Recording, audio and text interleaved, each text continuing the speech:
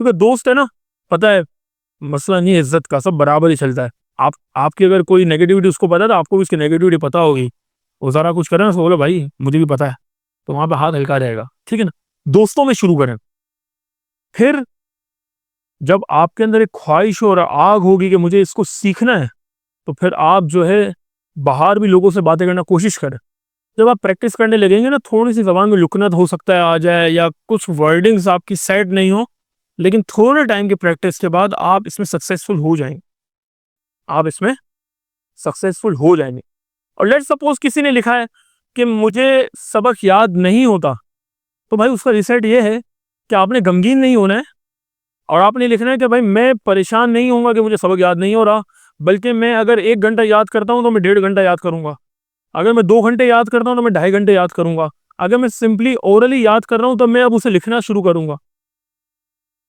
आप उसका रिसेट बनाएं, तो आप ये कर लें, आपको याद होना शुरू हो जाएगा। और किसी ने लिखा है कि जनाब मैं कोई स्किल्स नहीं सीख सकता, मैं कोई स्किल नहीं सीख पा रहा, मैं एआई नहीं सीख पा रहा, मैं एक्सेल नहीं सीख पा रहा। तो भाई आप ये देखें आप कितने टाइम प्रैक्टिस कर रहे हैं। अगर आप वही आधा घंटा प्रैक्टिस कर रहे हैं तो आप उसे 1 घंटे में तब्दील कर दें। और आप अपने किसी सीनियर से पास जाएं, उनसे पूछें कि सर आप काइंडली मेरी हेल्प कर दें। तो ये इतना सा हल है, वो इतना मुश्किल नहीं होता है। आप मगर आपको ये कि आपको उठ के जाना पड़ेगा आप किसी के पास। अब जैसे मिसाल के तौर पे अगर इनको एआई सीखना है, तो ये और इनको एआई आता है, तो ये इनके पास आए और बोले सर आप मुझे कुछ सिखाएं, आप कुछ कंट्रीब्यूशन करें मेरे साथ, आप मुझे रोज़ाना आधा घंटा दे दें तो मैं सीख लूँगा। अच्छा आधा घंटा इनसे सीखने के बाद फिर यूट्यूब पे तो क्लासेस भरी पड़ी है ना, यूट्यूब पे जाकर सीखो। भाई जिसके अंदर लगन होगी, आग होगी, तो वो करेगा। देन सिर्फ सीखना नहीं है, फिर उसकी प्रैक्टिस भी करनी है, उसकी प्रैक्टिस भी करें आप। जब आप प्रैक्टिस करेंगे तो आप में परफेक्शन आ जाएगी, कोई इतना बड़ा मसला नहीं है। तो आप सब जो है ना अपने अपने रीसेट लिखें। ये जितनी चीज़ें हैं ना, reset your mind set, mind के हवाले से, इन्हें जो है मैनेजमेंट ऑफ माइंडसेट भी कहा जाता है। इसे मैनेजमेंट ऑफ माइंडसेट, आपने अपने दिमाग को मैनेज करना है, आपने अपने दिमाग को मैनेज करना है। जो इसमें खामियां हैं उसे खूबियों में तब्दील करना है, जो खामियां हैं उन्हें खूबियों में तब्दील करना है। जो खौफ है उसे अपनी अपॉर्चुनिटी बनानी है, जो खौफ है उसे अपॉर्चुनिटी बनानी है और खौफ को तब्दील कर देना है। भाई खौफ नहीं है कि मैं ये करूंगा तो ये हो जाएगा, नहीं, मैं ये करूंगा तो कामयाब हो जाऊंगा, मैं ये करूंगा तो कामयाब हो जाऊंगा। जो आपके अंदर दिल में, जहन में डर हो, खौफ हो, आपने उसे खत्म करना है और कामयाबी की तरफ कदम बढ़ाना है। भाई देखें, जो शख्स अपने माइंडसेट को मैनेज नहीं कर पाता ना, तो फिर वो कामयाब नहीं हो सकता। ये बात तय है, ये बात तय है, वो कुछ भी नहीं कर सकेगा। अब जैसे मैं आपको एग्जांपल दूं कि एक शख्स था, उसके पास कन्वेंस जो है ना नहीं था, गाड़ी नहीं थी उसके पास, पैसा बहुत था, वो बाहर नहीं निकलता था। पैसा होने की वजह से उसके पास ये आसानी थी कि लोग उसके पास खुद आ जाया करते थे। एक दिन एक शख्स ने उससे कहा कि भाई तुम गाड़ी क्यों नहीं खरीद लेते, तुम गाड़ी क्यों नहीं खरीद लेते। उसने जवाब पता है क्या दिया, उसने कहा मैं गाड़ी अगर लूंगा और मैं बाहर निकलूंगा तो मेरा एक्सीडेंट हो जाएगा। मैं अगर गाड़ी लूंगा और लेकर बाहर निकलूंगा तो मेरा एक्सीडेंट हो जाएगा। इस खौफ की वजह से उस बंदे ने पूरी जिंदगी गाड़ी ही नहीं ली, उसने पूरी जिंदगी ट्रेवल ही नहीं किया, उसने पूरी जिंदगी ट्रेवल ही नहीं किया। वो ये कहता है कि मैं उस दिन, बहाना, अब बहाना सुनो, वो ये कहता है मैं उस दिन ट्रैवल करूंगा जिस दिन रोड पर कोई भी गाड़ी नहीं चलेगी, जिस दिन रोड पर। तो भाई क्या ऐसा पॉसिबल हो सकता है कि रोड पर कोई भी गाड़ी ना चले, ऐसा पॉसिबल हो सकता है। तो उसका सीधा सीधा मतलब ये उसने बाहर निकलना ही नहीं है, उसका सीधा सीधा मतलब है उसे बाहर निकलना ही नहीं है। भाई हमेशा जो नाकाम बंदा होगा ना, वो बहाने तलाश करेगा, वो बहाने तलाश करेगा। क्यों, उसका माइंडसेट बना हुआ है, उसने कहा भाई मैंने करना ही नहीं है, उसने बहाने तलाश करने, उसने जिद्दी रहना है और उसने कोई काम नहीं करना। क्यों, उसका माइंडसेट बना हुआ है ना कि नहीं यार ये नहीं करना है, ये नहीं करना है। वो इतना अजीब बहाना लेकर आया कि जिस दिन रोड पर गाड़ी नहीं चलेगी मैं उस दिन गाड़ी लेकर निकलूंगा। सो भाई so how is that possible यार। भाई तुम्हारे लिए क्या, तुम कौन हो, तुम्हारे लिए हड़ताल कर दें कि भाई जनाब रोड से गुजरेंगे, ऐसा तो पॉसिबल ही नहीं है ना। तो ये माइंड सेट है सारा। अच्छा, आपने हार्वर्ड यूनिवर्सिटी का नाम सुना है? किसी ने? आपने सुना है? माशाल्लाह आपने सुना है। तो देखो पता चल रहा है ना, पढ़ने वाले बच्चे बैठे हैं तो मजा भी आ रहा है। भाई हार्वर्ड यूनिवर्सिटी जो है ना, वो इंसानों पर बहुत ज्यादा रिसर्च करती है, प्रैक्टिकल्स करते हैं वो।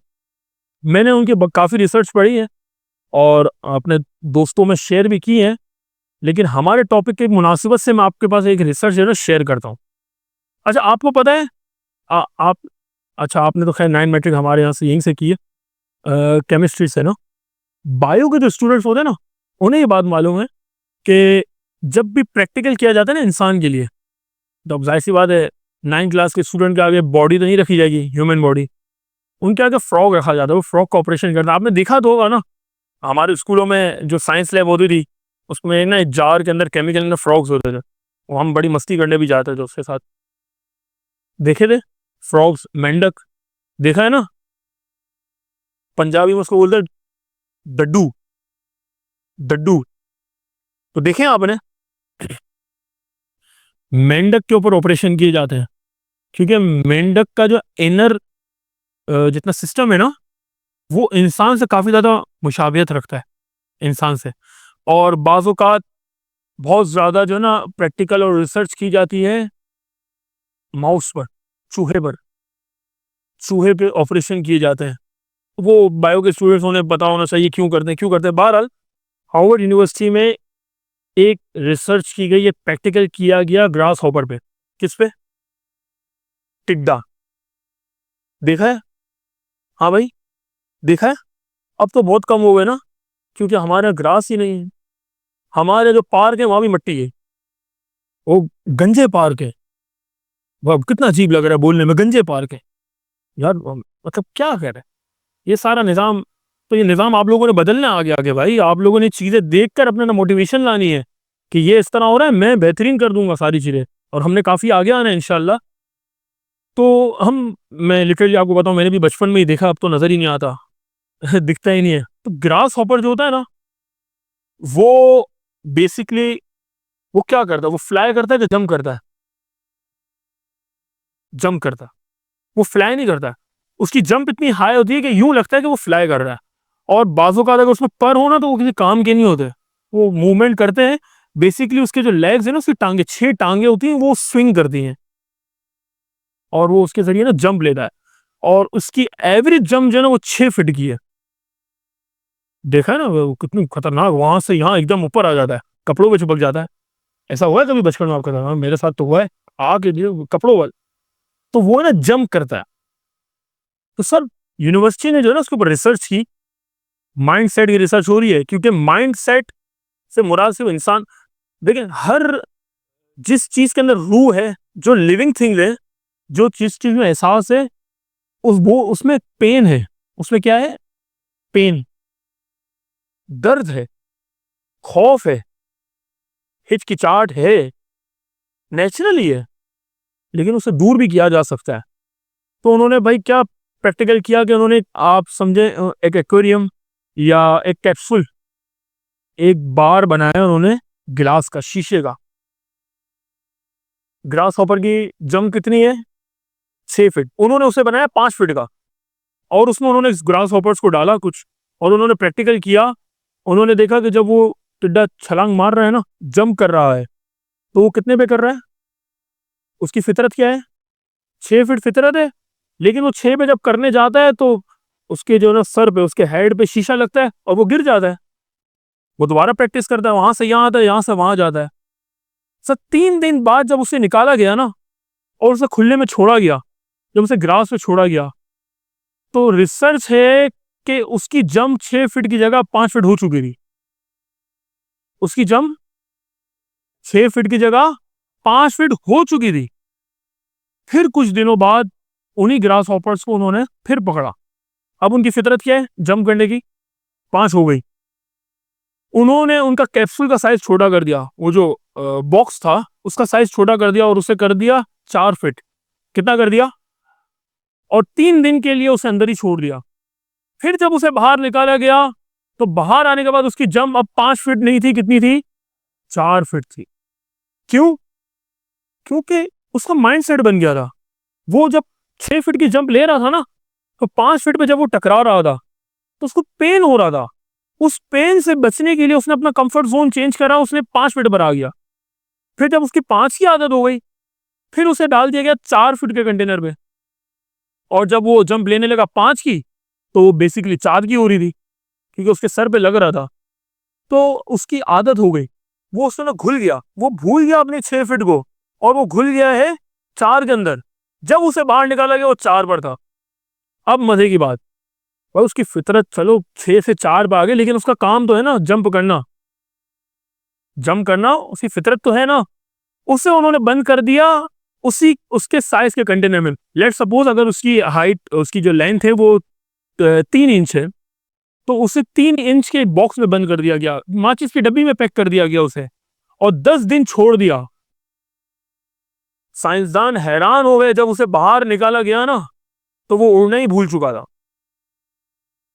वो जंप करना ही भूल चुका था। क्यों? उसका जो एनवायरनमेंट था ना, वो तब्दील हो गया था, उसका एनवायरनमेंट तब्दील हो गया था। वो अपने फिक्स्ड माइंड सेट पे था, उसकी ग्रोथ खत्म हो गई थी ना, उड़ना ही भूल गया था वो, उड़ना ही भूल गया था, वो फिक्स्ड माइंड सेट पे आ गया कि भाई ये हो रहा है। वो अपने एनवायरनमेंट में आ गया, नेगेटिविटी में आ गया, ना उम्मीद हो गया वो कि मैं उड़ ही नहीं सकता। तो अब वो बाहर आने के बाद भी नहीं उड़ा। इसी से रिलेटेड एक बहुत मशहूर मिसाल शायद आपने सुनी हो, मे बी पॉसिबल ना सुनी हो। भाई हाथी देखा है? हाथी है, मेरे ख्याल में आप में से कुछ ने नहीं देखा होगा, क्योंकि अब तो काफी अरसे से जू में हाथी नहीं है, और हमारा जू तो जाने के काबिल भी नहीं है। ऐसा ही है।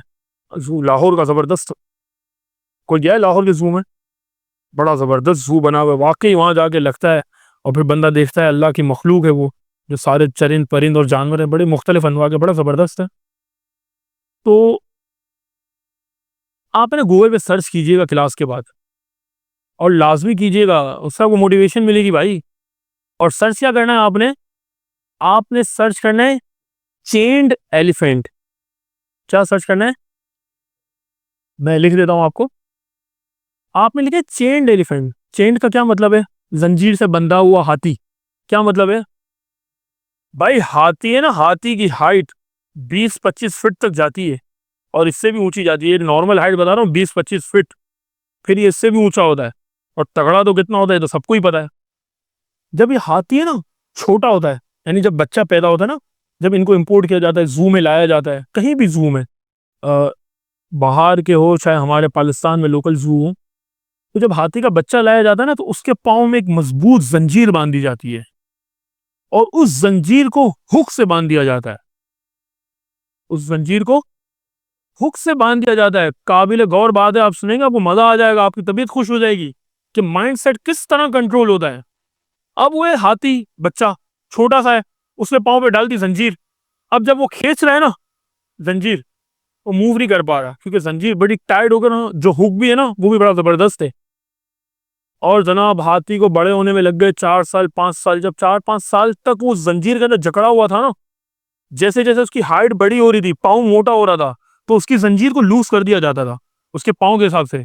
लेकिन वो जब 4-5 साल तक उसी माइंड सेट के साथ के सर में जंजीर को नहीं तोड़ सकता, फिर जब वो हाथी 25 फीट का भी हो गया ना, वो 10 टन 20 टन 22 टन वजनी भी हो गया। यानी वो इतना वजनी है कि बिल्डोजर उसके आगे कुछ नहीं। हाथी के आगे बिल्डोजर कुछ भी नहीं है, जब वो इतना मजबूत हो गया।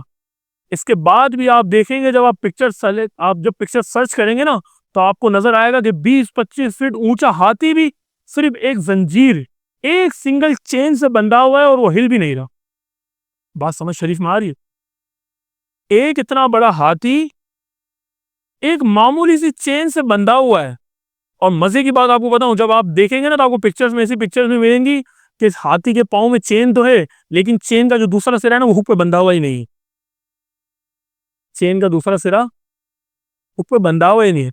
अगर बंधा हुआ भी हो ना, तो हाथी के लिए तो मसला ही नहीं है 100 जंजीरें तोड़ना। हाथी अपनी अंगड़ाई में 100 जंजीरें तोड़ सकता है। लेकिन उसका माइंडसेट बचपन से उसको यह सिखाया गया है कि आप हिल नहीं सकते, आपके पाँव में बेड़ियां हैं, आपके पाँव में चेन, आप हिल नहीं सकते। उसे सिखाया ही गया है, तो उसके जहन में एक तस्वीर बनी हुई, उसका माइंडसेट बना हुआ है, फिक्स माइंडसेट है उसका कि जब तक मेरे पाँव में ये है ना, मैं चल नहीं सकता, मैं दौड़ नहीं सकता, मैं हिल नहीं सकता, वो अपनी जगह पे खड़ा रहता है। तो प्यारे बच्चों, जब एक हाथी नहीं हिल सकता तो आप और मैं कैसे हिल सकते हैं फिक्स माइंडसेट के साथ? आप और मैं कामयाब किस तरह हो सकते हैं? तो इसके लिए जरूरी है कि हम फिक्स्ड माइंडसेट से निकले और ग्रोथ माइंडसेट की तरफ जाएं, और हम इस बात को समझ लें कि ये जो जंजीर हमारे पाँव में डली हुई है ना, इसकी कोई हैसियत नहीं है, हम एक झटके से इसे तोड़ सकते हैं। ये जितनी रिस्ट्रिक्शंस, डिस्ट्रिक्शंस, जितने बैरियर्स हमारी जिंदगी में आ रहे हैं, यार ये क्या बैरियर है हमारे लिए कि हम आधा घंटा जल्दी नहीं उठ सकते? क्या ये बैरियर है हमारे लिए कि हम आधा घंटा पढ़ नहीं सकते? क्या ये बैरियर है मेरे लिए कि मैं 2 घंटे ज्यादा काम नहीं कर सकता? कोई बड़ी बात नहीं है, ये मामूली चीजें हैं। इनको ऐसे झटके में खत्म करके मैं अपनी कामयाबी की तरफ बढ़ूंगा, और फिर मुझे कामयाब होने से कोई नहीं रोक सकता। जब आप अपना माइंडसेट ये बना लेंगे ना, फिर आप ऐसी कई 100 जंजीरें तोड़ देंगे, आपके लिए कोई मसला नहीं होगा। फिर आप जो ना इकबाल के उस शेर का मिजाज बनेंगे कि खुद ही को कर बुलंद इतना कि हर तकदीर से पहले खुदा बंदे से खुद पूछे बता तेरी रजा क्या है। इतना कामयाब होना है, इतना आगे बढ़ना है। तो ये थी सारी बातें मैनेजमेंट ऑफ माइंडसेट। आपने अपने दिमाग को किस तरह कंट्रोल करना है। बात समझ शरीफ में आ रही है? सबको बात समझ में आ गई? Is that clear? चले।